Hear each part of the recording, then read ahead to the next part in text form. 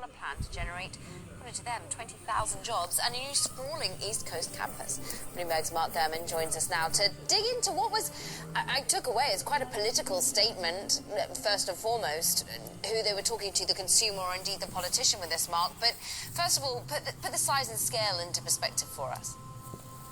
Yeah, this is Apple saying that they are going to be making a $500 billion investment across the U.S. over the next 5 years. Now, according to them, this is a 20% increase over the initial $350 billion investment that they already pledged that they would be making beginning in 2019, which obviously was just a couple of years ago.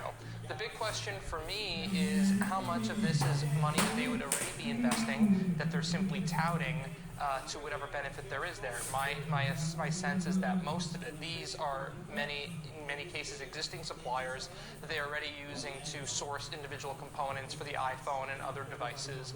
At the same time, we're seeing some very significant expansions in several different offices across the country. Here in Los Angeles, they're going to be expanding their Culver City campus. San Diego's going to see a large expansion. Boston's going to see an expansion. They have an office with only a few hundred employees right now in Boulder, Colorado, which will also see an expansion. They've already said they're doing work in Detroit. They're doing an expansion in Atlanta as well, and Iowa. Basically, any different region you look at across the country, seeing an expansion here. And that's being capped off with a new campus that's going to be located in North Carolina with as many as 3,000 employees working on AI and software. So you're seeing Apple really, move the heart of the company sort of out of Silicon Valley, out of Northern California, and spreading it around the country. And sort of putting across the narrative that was in some way a focus on equity, really bringing Apple's money, dollars to bear, the cash they have to every single state in the United States. But it was also notable that they were sort of touting the amount of tax that they pay as well. Interesting, the narrative that we're getting among US politicians at the moment that, well, the administration looking at raising US taxes, but also, taxing your profit abroad a bit more as well. Yeah, in the history of Apple, they're, 30, 40 years old at this point. They've never said anything or done anything by accident, right?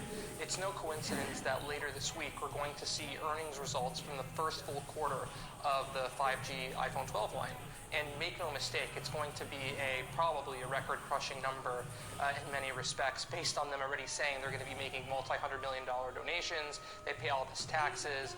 This is also a way to let the Biden administration know, just like they did with the Trump administration, hey, we're paying a ton of tax already, and this is coming as there's new antitrust scrutiny. Obviously, you're aware of the trial, the hearing they had last week with Capitol Hill, and then obviously all the other factors related to corporate tax sites that have been discussed by the Biden administration.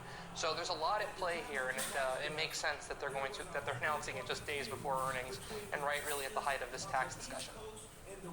Got less than a minute left, Mark, but some big ad tracking changes as well.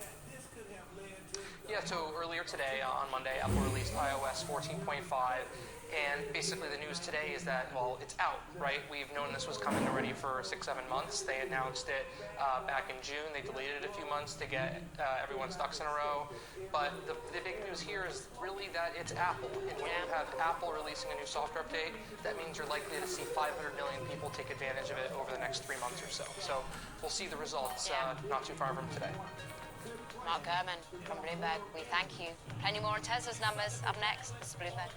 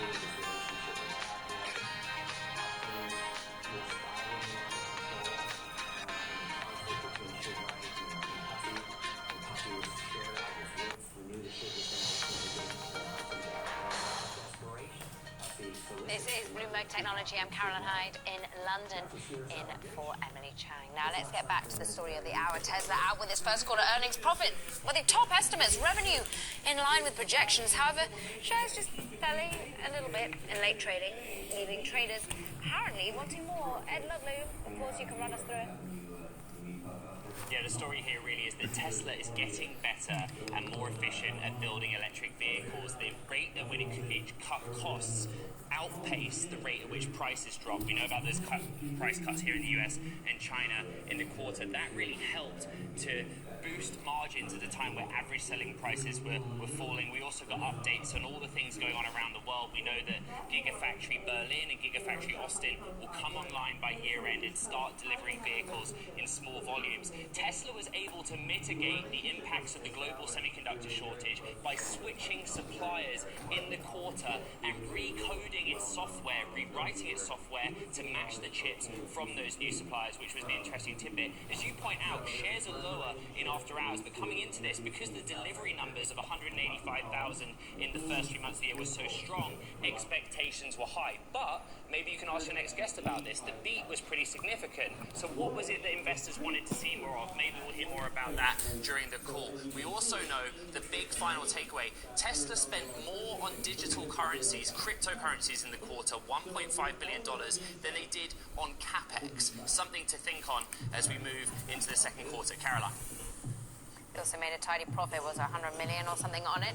Meanwhile, we haven't even discussed Saturday Night Live, May 8th, with Elon Musk.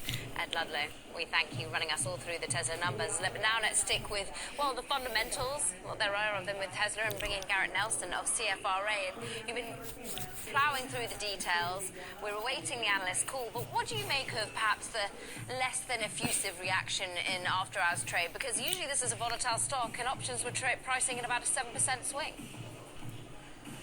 Sure, thanks for having me. I think it is a little surprising that the stock is down slightly here after hours, given the magnitude of the bottom line beat. It came in about 15 cents ahead of consensus, so this is not a small beat by any means. But I think it's a reflection of the fact that Tesla does have a strong track record of execution over the last couple of years. This is the 6th time in the last 7 quarters that they've beat. And so I think investors, the street, expects them to beat. And so, there's not that much of a pronounced, pop in the shares when they do execute better than expected earnings. So if there's one thing I can pinpoint as a reason why the stock is down, really the guidance was totally unchanged from what they said in February. So it's really, I think, the fact that they didn't provide more specific sales guidance. It was